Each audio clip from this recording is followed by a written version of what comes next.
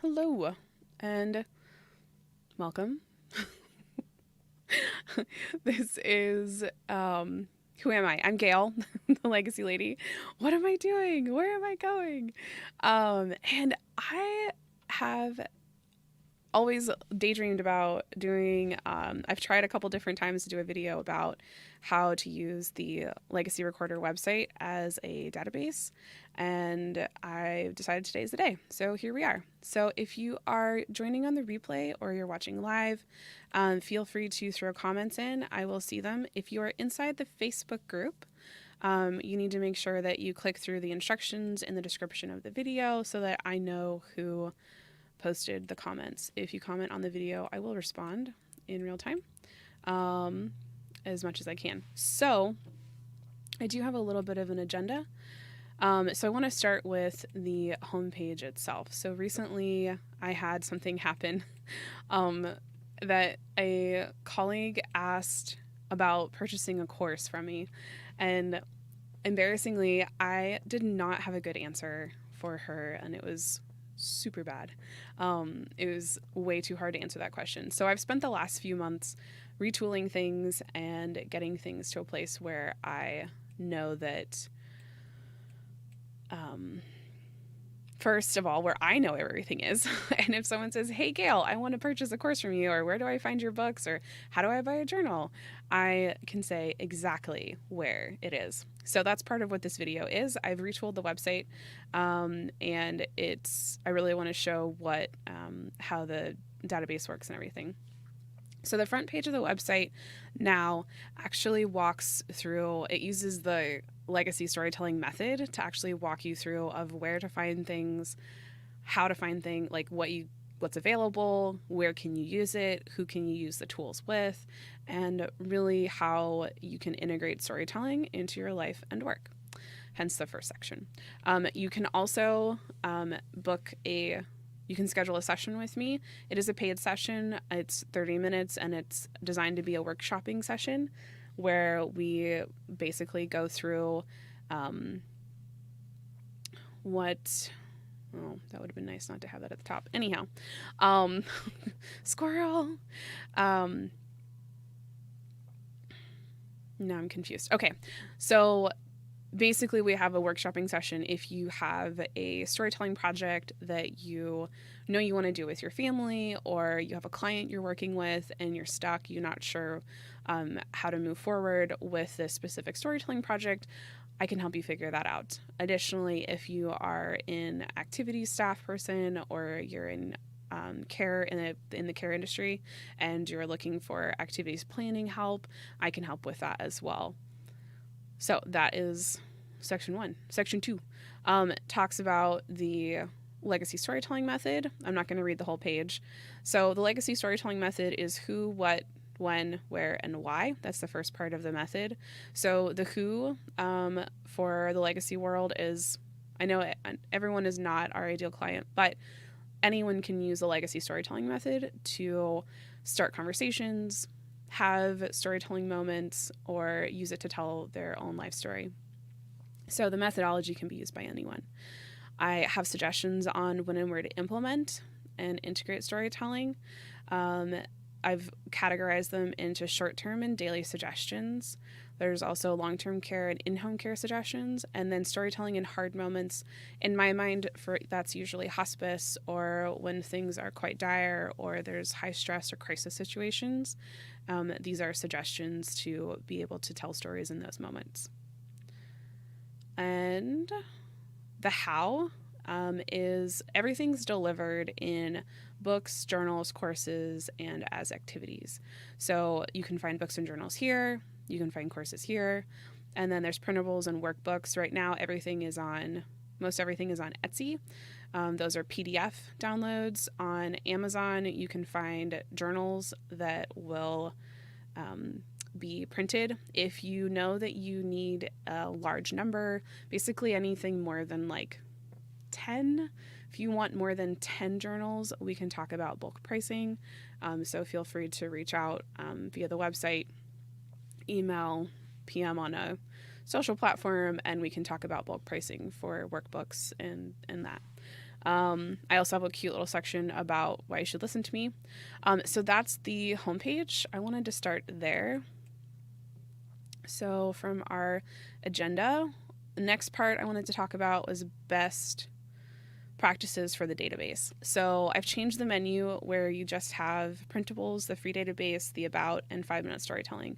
So 5-minute storytelling is an opt-in, and basically you put in your information and you get access to the 5-minute storytelling scripts, which are 6 scripts to help you walk through storytelling conversations regardless of what situation you're in. It's the first intention was medicine minutes, so the idea being if you only have 5 minutes or less with someone, what can that storytelling moment look like, and how do you start a conversation that maybe you could continue later in the day, or tell a colleague that make a suggestion of, hey, so and so talked about this morning, why don't you, like, if you think about it, ask them follow up or ask them this. And it can also be noted in charts. Okay, so that's the 5-minute storytelling. The about is just the about. You can go read that if you want. And we talked about the printables. So the free database is basically the blog. So what is exciting about it, though, is the way that I have built the blog is that everything is categorized and tagged so that you can use the search function to find just about anything you need.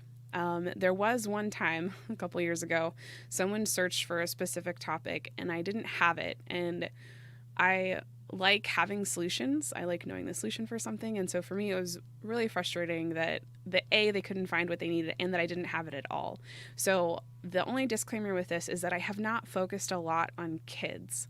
So if you can see the vision, and you can adapt different modalities and different tools to your own situation, you'll find everything you need. If you search for kids or classroom activities, you might find a couple things, but you're not going to find nearly as much as if you use like prompts or other general terms. So I'm going to give you just a couple of best practice things in search. So if you click our little magnifying glass, there are, if you type in legacy chat, and I'm going to put like a quick list probably and link that in the menu. So if you type in legacy chat, I happen to know that it's going to pull a bunch of things. So you scroll to the bottom, there's 15 pages, and every page has 5 posts on it. So you can do the math on that. So every single one that has legacy chat in it has, pretty much every single one, has a list of 8 to 10 questions specific to that prompt. Legacy chat was something I ran on Twitter a number of years ago to help people tell their stories. I really loved it when it was only 140 characters. That was really fun to watch people write their stories in 140 characters. So they had like, I don't know, we usually did it in about like 8 to 10 tweets. And those were super fun. So on some of the pages, you'll actually see the story tweets embedded. They're pretty awesome, if I do say so myself. All of that stuff is still on Twitter, so if you decide you want to go look, you can do #LegacyChat, and all of that will show up on Twitter. So Legacy Chat will pull all of basically the prompts. You can also pull prompts by typing in prompts. Big surprise. And these are more recent blogs that are focusing on the 50 weeks of storytelling and activity prompts. Those posts will have an opt-in and the videos embedded. So I really like having things curated in a way that they're easy to find. I think that's super important for people that don't have a whole lot of time. For activity staff and people in the care industry, we don't want to spend a whole lot of time searching for things. So that is what you'll find when you hit prompts. For the New Year's posts, is it New Year's?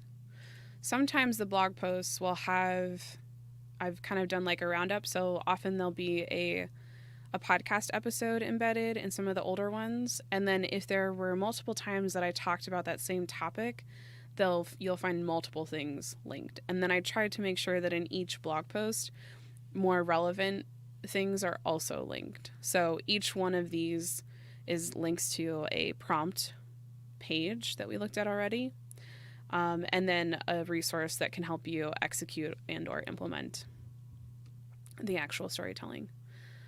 And for these holiday ones, there's a whole set of holiday ones. I think this was 2 years ago. I usually, if it's a multiple series, I'll call that up front in the first paragraph. So in this first paragraph, there are holiday specific ones. I did Christmas, Hanukkah, winter solstice, and then of course this one's Kwanzaa. So you'll see that they are somewhat similar in that they follow the legacy storytelling method. So this is where the actual storytelling method is. And then I also try to include different follow-up questions of those individual prompts. So that is when it happens when you search prompts. So let's say we have someone who wants to, you're doing a game activity. So if you type in, let's just try game and see what shows up. So if you type in game, you're going to get quite a few posts actually that talk about different aspects of games. So sometimes it's actually playing games. I've done things on cards and how to start conversations about games essentially.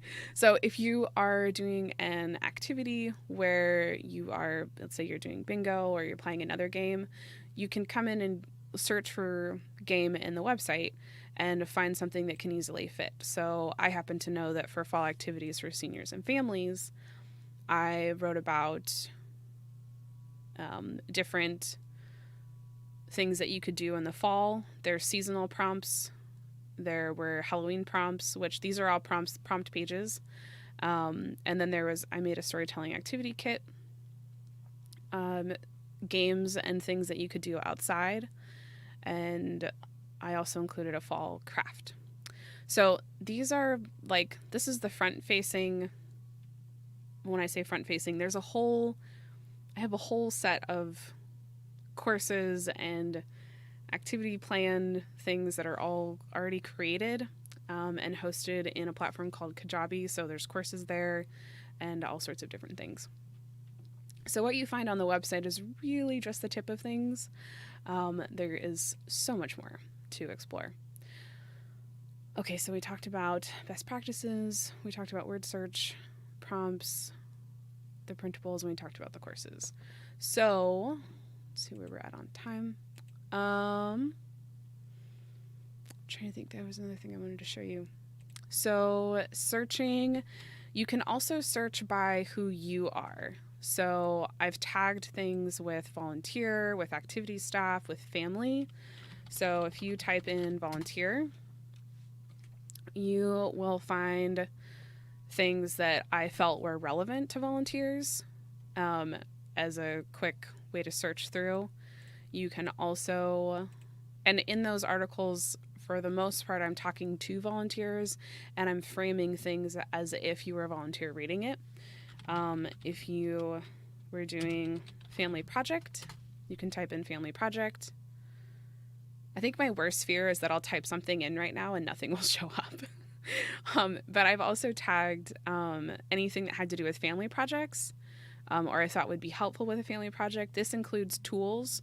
So something like Family Narrative has a really great way of, they offer a couple of different options, so you can go check them out. But I also have tools and different things that you could be using as a family, essentially. Another one, let's do, if you type in staff, I also have specific articles related to staff. And usually those articles are how to maybe a specific resource outside of the legacy recorder, and then additionally activities that you could use, or for like the 52 weeks of storytelling is an activity that could be used as an activity staff person. You can also search for believe activities should come back with some things. Yes. So that also will throw back anything that I've tagged with activities. You can see there's quite a lot.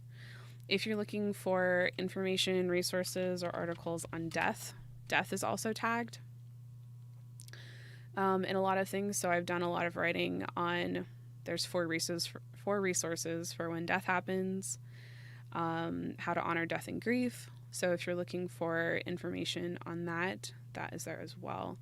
Another thing that I've tagged for is grief. And death and grief, while similar, sometimes are different in approach. So you can have grief even when there isn't death, and because it's different. I don't talk a lot about. I don't have a lot of content about how to work with kids. I'll probably start working more on that here in the next few years. But I do talk about my kids.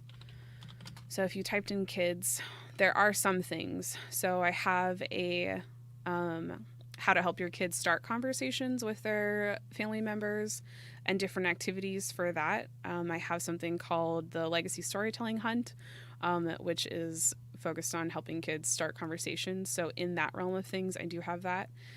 If you are a teacher and you are looking for curriculum options, I don't have full curriculum things. That's something that maybe I'll do later, or if someone reaches out and says, hey, we'd like this, please.